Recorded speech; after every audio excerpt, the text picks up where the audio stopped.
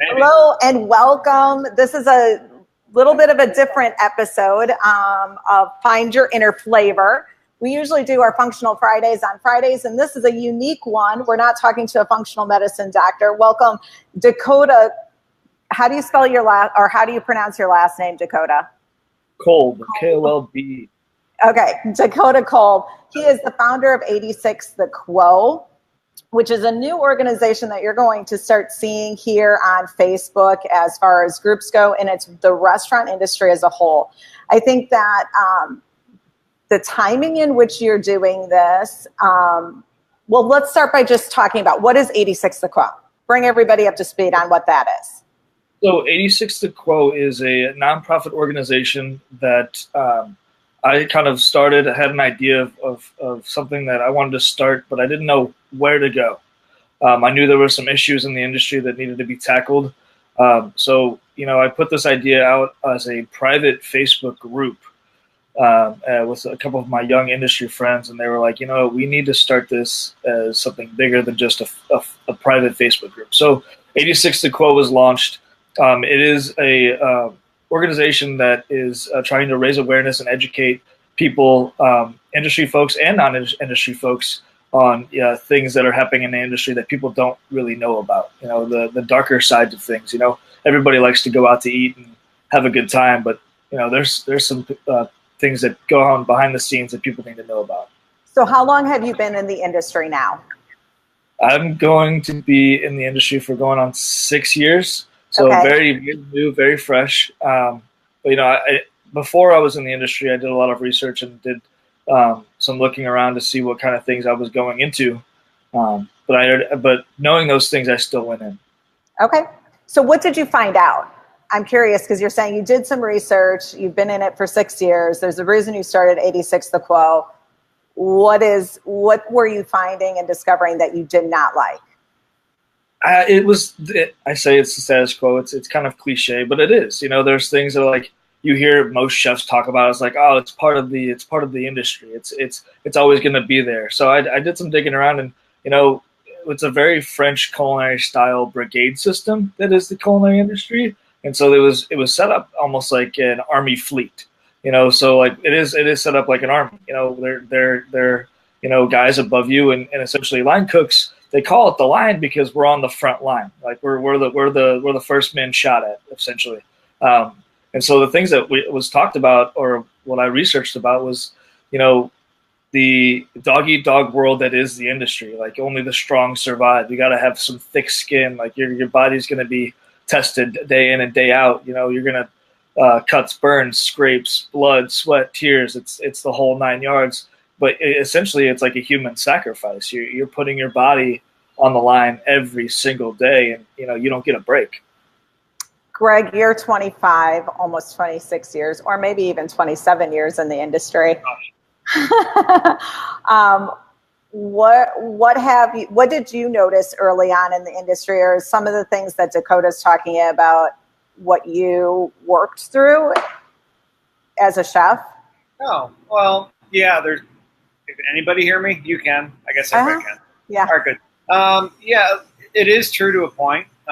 It's funny because for so many years we all grew up with mom doing the cooking in the home, but then you get into the professional thing and it's viewed as a male-dominated industry.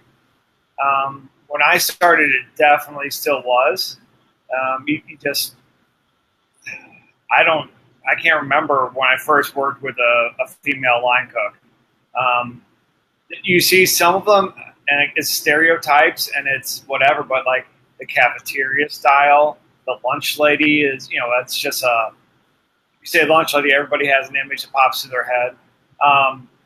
But in the professional high-end restaurant scene, it was almost exclusively male. There might be a pastry chef that was female, but for those of us that are in it, there's a love-hate between a restaurant cook and the pastry side. Pastry side is seen as softer. It took a long time, and what you said earlier was, before when I first started culinary school or even started in the industry, it was pre-food TV. So I think for better or worse, and some things worse, but for better for the female side, Food TV has really opened up that it's appropriate and okay for females to be in the industry. And there's a little bit more transparency. I think social media drives a lot of that. You can't.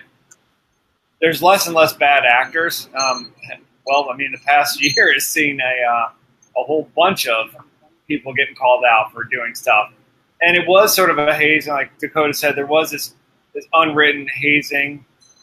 And I don't know if it was hazing, so to speak, but you definitely had to start from the bottom and earn your stripes. You weren't really allowed just to step in and play the chef.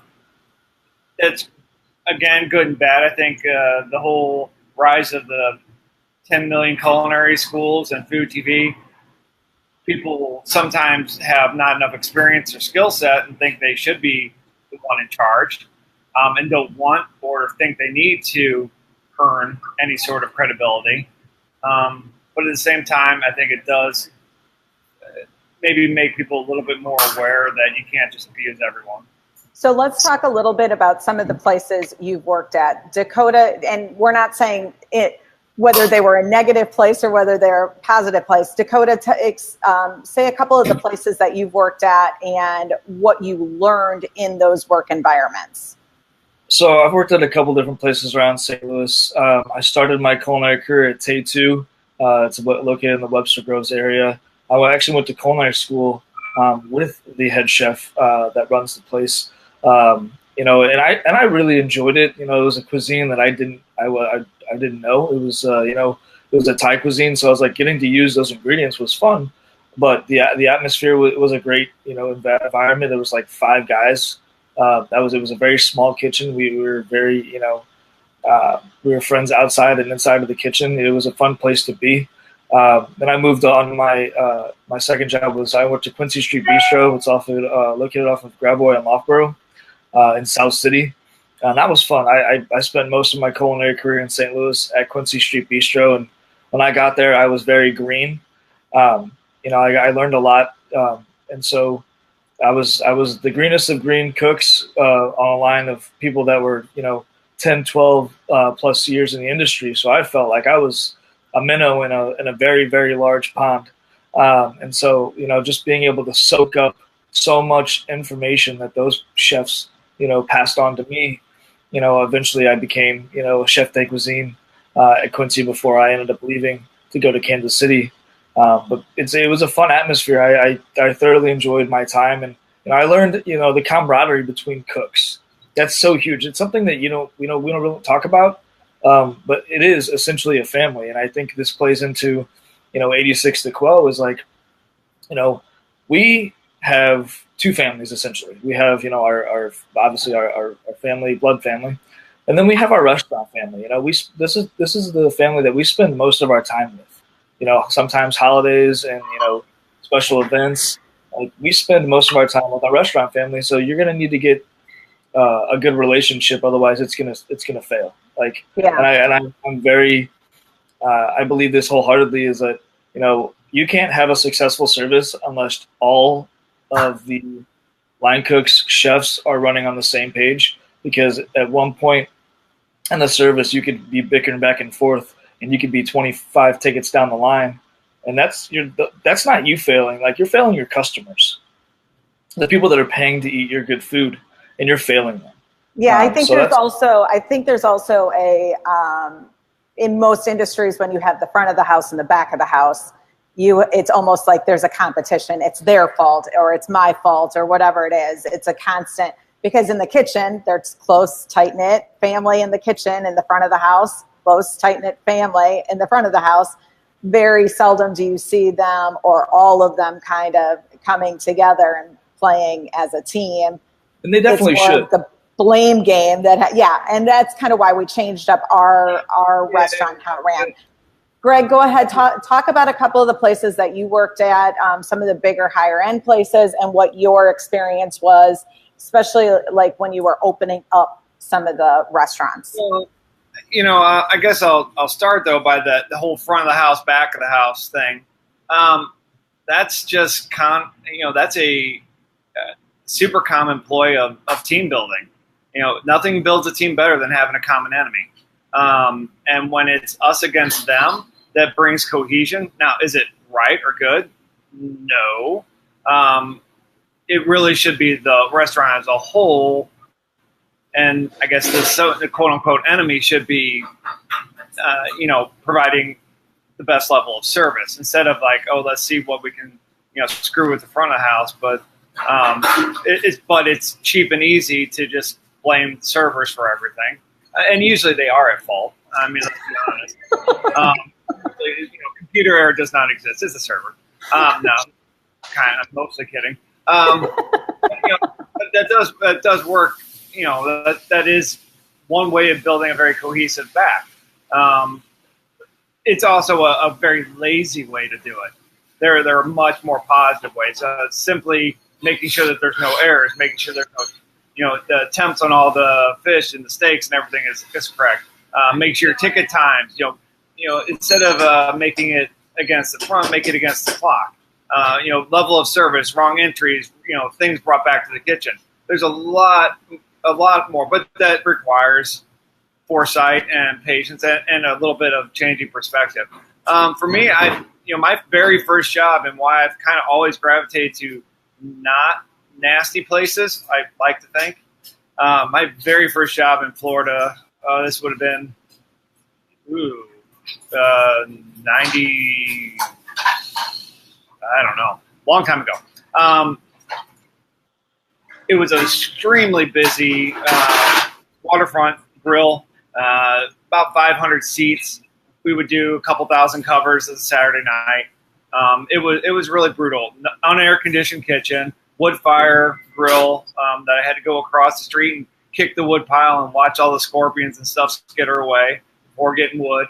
The roof leaked. It was a nasty place, and I remember getting actually quite upset at my chef at the time, because there was this young kid and they just abused it. He was the whipping boy. They just abused the crap out of him, and they would throw him into situations that they knew he couldn't do, knew he was going to fail, and almost just so they could make an example of him to everyone else. He was just that person that was going to be abused by the drill sergeant, Full Metal Jacket sort of style. And you wondered why he even came back night to night. And it was this really sort of perverse way of proving first that the chef was the one in charge, and that everyone else, if you didn't want to be like that guy, so you better toe the line and do what you were told. I actually pretty much wound up quitting because of that, and just because it was draining. Like Dakota was referring to, we see our restaurant family, better or worse, way more than our real family. All holidays, special days, weekends, evenings, all the times that everyone else is celebrating in the dining room, we're working to make that happen, and we're away from our own personal family. So let's talk a little bit about what is. I can just tell you my experience. I grew up in the restaurant bar industry. My mom and my stepdad owned bar nightclubs. I was 13 years old, walking in at bar time, kicking all the patrons out. I was probably 13, 14 years old. I was hand washing all of the glasses and the ashtrays behind the bar. I was learning how to bartend, and I was pouring beers at 15 years old, and I was seeing the cocaine being snorted off the bar counter, and I was having a fuzzy navel when I was going in there. And this was the norm of the industry. There's alcohol abuse, there's drug use, there is personal abuse going on, but nobody's really talking about it. And Dakota, that's kind of why you wanted to put 86 the Quo into place, is to bring more awareness to that. Is that correct? Yeah, it is very correct. And, being as young as I am, I know that I haven't seen a whole lot, but I have read a whole lot, and I have seen it firsthand a couple of times. And, it's something that, like, we only get one life, one body, and I feel like, and healthy eating nowadays is so important. you got to take care of your body, and especially this industry that is so demanding on your body. You're on your feet, 10, 12, 15 hours a day. You're working 90 hours a week. You're sacrificing your body, and you got to be healthy, and not just like eating healthy, but like mentally healthy as well. Mental health is huge. And it just so happened I created 86 and Quo before Anthony Bourdain's sudden passing. But it is important. You got to check on your fellow line mates and your fellow cooks and your dishwasher to your busboy. Check on them. They're, like I said, they're family, and mental health is huge. It's all about maintaining a relationship. Making it like we're gonna create a resolution very soon for restaurants to kind of have as like a badge on their website. Like we treat our employees this way. Like this is how we're doing things. But we're family. Check on people. Like they are the people that are making your business or restaurant run. So treat them with respect. Treat them how you want to be treated, and then check on them from time to time. See how they're doing. Just I think it's a huge thing with the industry, especially chefs and cooks. We don't often get a nice pat on the back or a, hey, you're doing a great job. It's just if you didn't screw up, you did great. I think that what you're talking about is definitely anybody can leave the restaurant industry and go a block down the street and find a job tomorrow, whether it's the front of the house, the back of the house, even management. There is such a need for good employees out there that and it's not the paycheck. People are not necessarily staying because of the paycheck. It's really the culture that is being created in there. And when I was talking to another manager at a corporate restaurant the other evening, and we're having this conversation of why is there so much stress and so much pressure. On the corporate side, the corporate side is looking at numbers and pushing those managers and saying, do this, do that. And then those managers are hoping that 50, 60 person team is executing all of the things correctly, and that whole entire wheel is spinning correctly. Then you have your local restaurant owners who the margins are so small in the restaurant industry. Most people have no freaking clue. It's not like we're getting wholesale pricing on food and we're paying for rent and taxes and the AC unit that goes out and the cooler that goes out. And then you're wanting higher wages and all this. The pressure that the owner is under trickles on down. And before you know it, we now have a fear-based business, and that is being executed. Greg, talk about your side of that. I mean, share part of your experience in working in the industry to now owning your own business.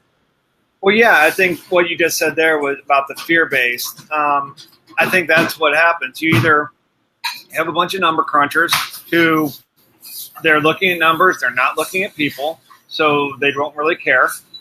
Maybe they care somewhere, but that's not their job description. They're looking at numbers. Our industry I think it's really starting to have some major issues, not only in just maintaining employees, just simply having enough bodies, but the cost of doing business is ratcheting up so quickly. But then the level of what customers are willing to pay is not.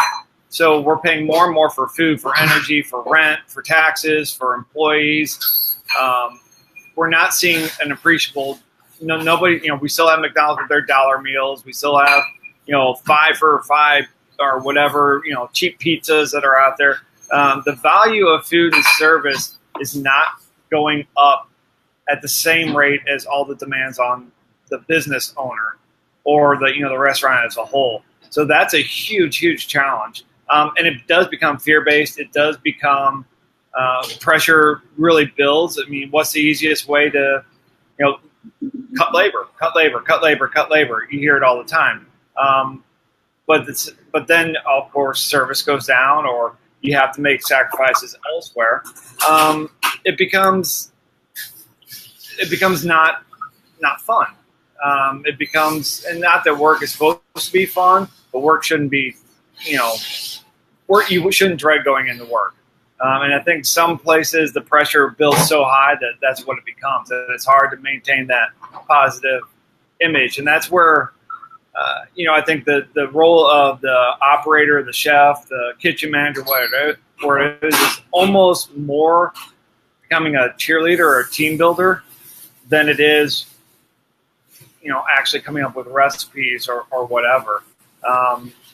That maintaining that positive for the whole restaurant is maybe one of the more key components. And that does mean that, not embracing some of the lifestyle that used to go on, and still does. We are a young transient industry. There is alcohol and smoking and all sorts of things that are everywhere, constantly surrounding us. Pressure builds up. It's an easy release.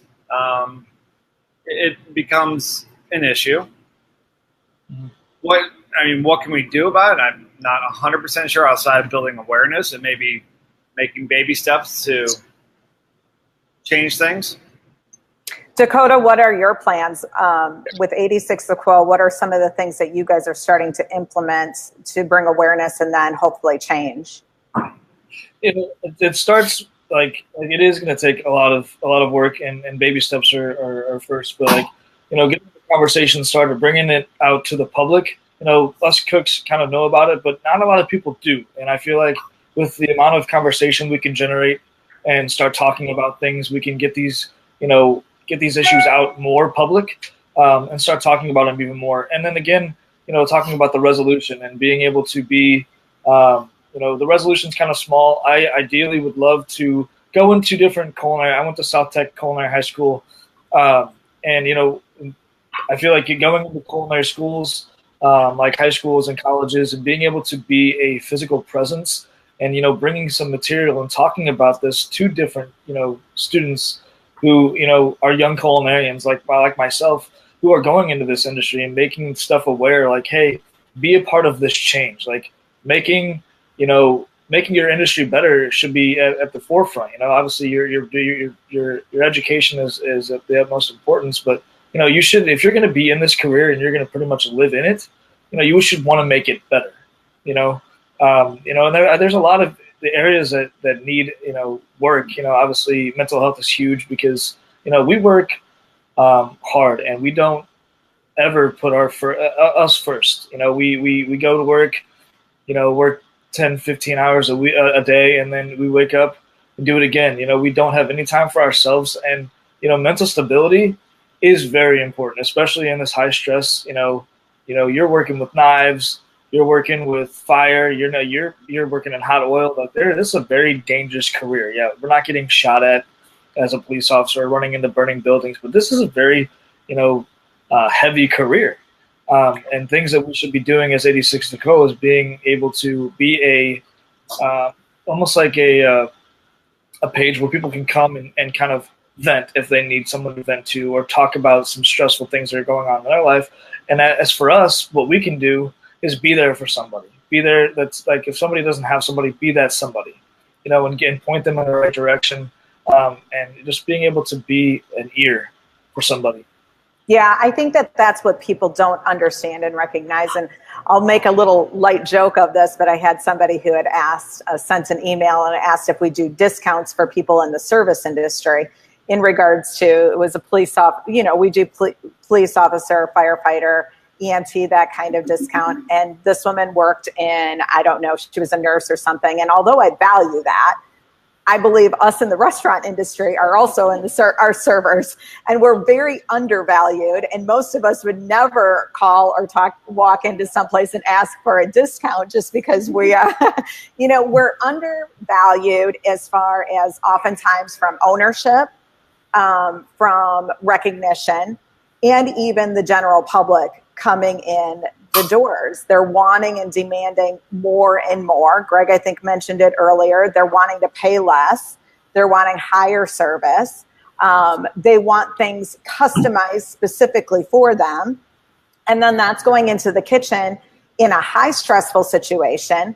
And all of a sudden one mistake goes into the back, one mistake happens and it throws the entire line off, and it doesn't happen just in that quick moment. So it's having mental strength to persevere in this industry, I think, is extremely huge. It's part of why we created our businesses the way that we created it, was because quality of life as business owners in this industry was number one importance. And that's how we have trickled down as far as hiring employees as well, as that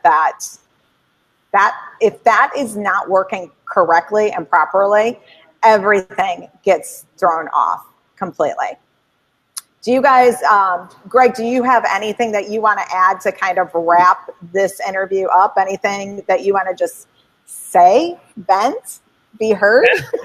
No, I think things like this, and I grew up without Facebook, obviously, and I'm not used to it as being a resource, but I understand, from my children and from younger employees how, okay, maybe it's Twitter or Snapchat because Facebook's for old people. But yeah, I think it is a value. I think all of the social media and just the connectivity is such a huge boon to our industry, because it takes a lot of the, I'll say the status quo, and throws it out the window. You realize that there are more opportunities, there are more resources, there are different ways of doing things. You don't need to be just slammed into that, what you said at the very beginning, that French brigade system of, here's the head chef and everyone else is a peon underneath them. You can rise above, and you can do things in a kinder, nicer sort of way. Unfortunately, it will require a lot of time and a lot of shifting of our industry, because just the way everything is valued and the way we value food in this country right now. We're very wasteful with it. We don't consider it a treasure or a commodity or a privilege or a blessing. It's just a convenience factor. And that needs to shift back. And with that, I think we'll shift back the service and the restaurant industry as a whole. And I think that'll be a good thing. And having venues like this and others that are out there are important. Honestly, I wish the big boy like Food TV and all those would take a lesson instead of showing Ramsay cussing and screaming at everybody and telling them they're not worth a shit. Maybe sitting down and actually having a mentor program. This is how it, you see it sometime, like say restaurant savior, but it's still abusive. They all come across as abusive and dominating instead of nurturing, which, I first said it in the beginning. It's very interesting how in the home, in the comfort of the home, the nest of the home, it's a matriarchal sort of view, still to this day. But then in the industry, it's very military, very aggressive, and very patriarchal. And that, I think, needs to be balanced out. I don't want to make the industry soft, because it's not. It's very demanding, time sensitive, and there is very little room for error. But I think it can be toned down a little bit. You can lead nicely, lead with a smile instead of a foot up the ass. And Dakota, what would you like to add to this to bring awareness? And also, where are you working at now, or do you have your own business now in Kansas City? I don't have my own business. I'm working as a personal chef for this company called Friend That Cooks, and so it's very less stressful than what I've ever had as far as a job in the industry. But to add to what Greg said, this industry is. I don't want to make it soft in any means. Like you're still gonna be under a lot of pressure, but it can be lessened. There are some things that can be taken out that don't have to be what they used to be. There are so many things that have been implemented over the years in this industry that can be taken out. We are under a lot of stress, but I feel like some of that stress is put on by ourselves. Striving to be better. Facebook, Instagram, Twitter, all the social media kind of puts us under this like a microscope. And if we listen to that, we're only gonna kill ourselves by trying to strive to be the best, and we're never really going to achieve. that. You know, with the industry and being surrounded by drugs and alcohol, you know, that's that's going to happen. You can't really stop it cold turkey. You just got to be able to, again, be there for somebody if they're struggling. Like, show them like there is an easier way to do things. You know, if you find a hobby, if you're stressed out and you're trying to turn to alcohol or drugs, you know, find a hobby. I like fishing. You know, do something or read a cookbook. You know, make yourself better in that fact. But like, you know, the industry as a whole, I think is great. It's forgiving. It's an awesome career. I get to cook for people every day. But you know, there are some things that could change and need to change in order to, you know, make our lives better as a whole. Well, I want to thank you guys for joining us today. Just to recap a few of the things that I heard, that if you're listening and you're in this industry and you're frustrated or you're considering it, we were just brought aware of South Tech High School at the end of this last school year, and we're excited to be working with Melissa very closely, doing some mentoring programs with them. We're also working with PFG and HBA to hopefully put some certification programs into place for those that are interested in getting some job skills in the industry and getting their hands in there. Also working with them in some second chance programs to put some mentoring programs into place. So Greg and I and the Symbol team are advocates and trying to be one of those leading industry makers of change out there. As somebody who comes from a life coaching background and business consulting background, we have always taken the approach of mentoring in our place. I think any restaurant owner hiring somebody to think that they are going to be your employee for the rest of their life is very unrealistic. I think on average, most have a lifespan of about a year or two in your location. So to take that person on and help direct them and guide them to earn and get the basic skills to move on to what the next step is for them, that's the way this industry, I feel, should be treated and looked at, is that this is a stepping stone for that next piece of wherever it is that they're going. So Dakota and Greg, I want to thank you again. We'll wrap this up. I'm sure we will have some more conversations. Dakota, I'd love to bring you back on and maybe bring on another chef. Chris Lee is somebody that I look up to and admire, and I know he's got his stories in the industry. So maybe we can combine and do some more of this with 86 The Quo. Thank you, guys. Cheers. Thank you.